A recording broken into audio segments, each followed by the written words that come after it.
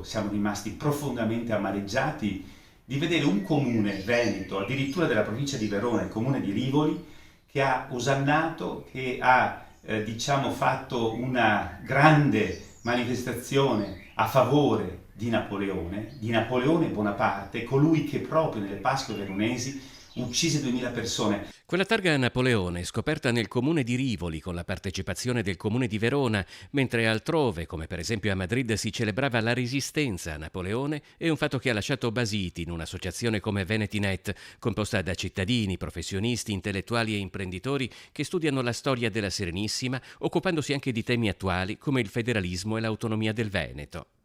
Che dei Veneti celebrino l'uomo che pose fine alla Repubblica di Venezia, secondo Venetinet risulta discutibile non solo dal punto di vista storico, ma anche culturale e politico. La Serenissima era una repubblica ed era resistita come repubblica per secoli, in mezzo a tante monarchie. Immaginate solo che l'invenzione di Gutenberg della carta stampata con la tecnica moderna, quindi le stamperie moderne, trovò la sua prima utilizzo, il suo primo proprio uso massivo a Venezia, perché a Venezia c'era la libertà, si poteva scrivere, pensare liberamente.